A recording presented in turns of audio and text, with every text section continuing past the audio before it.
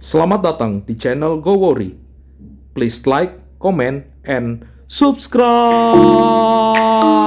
Firman Tuhan hari ini berkisah tentang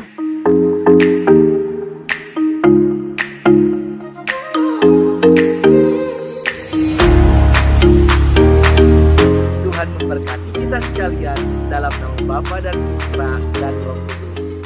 Amin.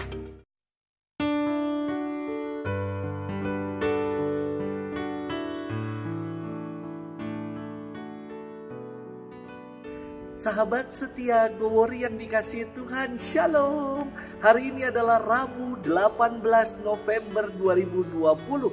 Kita akan bersama-sama merenungkan firman Tuhan yang diambil dari Injil Lukas 19 ayat 11 sampai dengan 28. Mari kita siapkan hati kita. Haleluya, haleluya. Aku telah menetapkan kalian supaya kalian pergi dan menghasilkan buah yang takkan binasa, sabda Tuhan. Haleluya, haleluya. Tuhan bersamamu dan bersama rohmu. Inilah Injil Yesus Kristus menurut Santo Lukas. Dimuliakanlah Tuhan.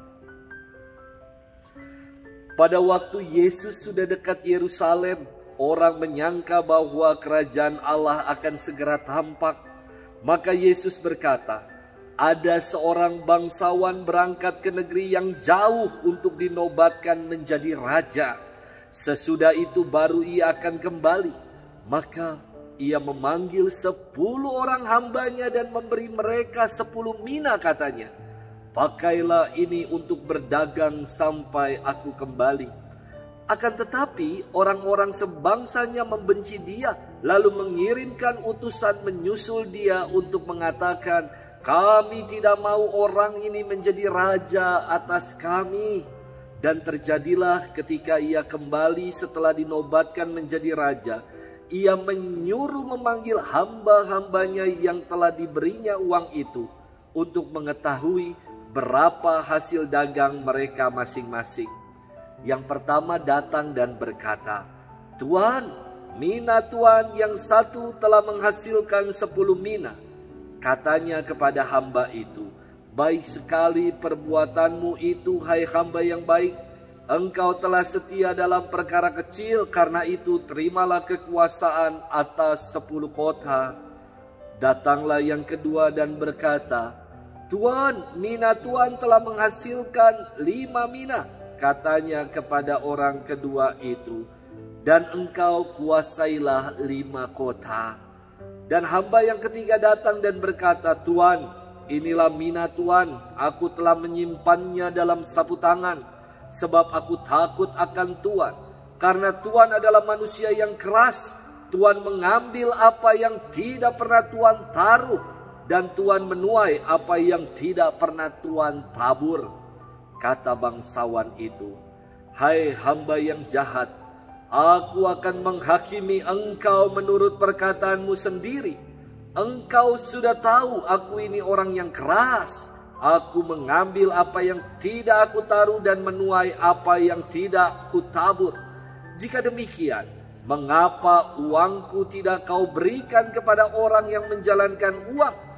Maka sekembaliku aku dapat mengambilnya serta dengan bunganya.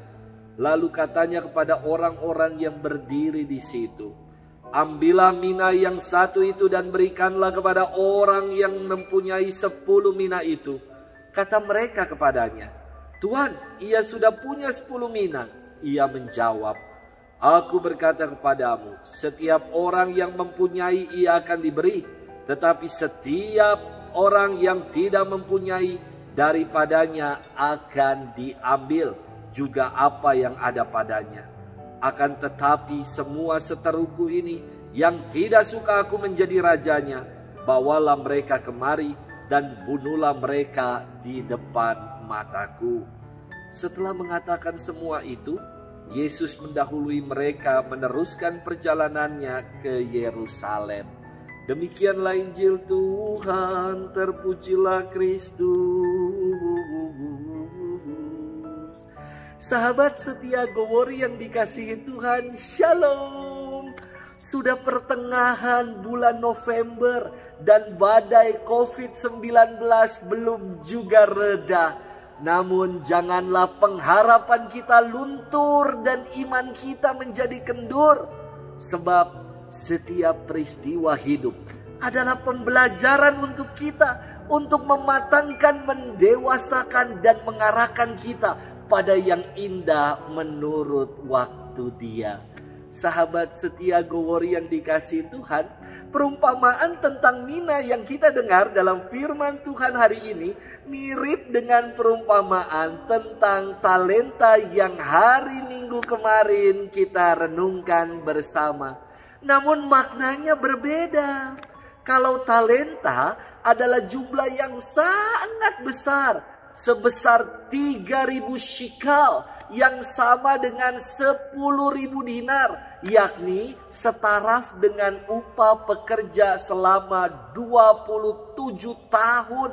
Sedangkan mina merupakan satuan yang lebih kecil, sebesar 50 shikal atau sama dengan 160 dinar, yang setaraf dengan upah pekerja selama 5 bulan.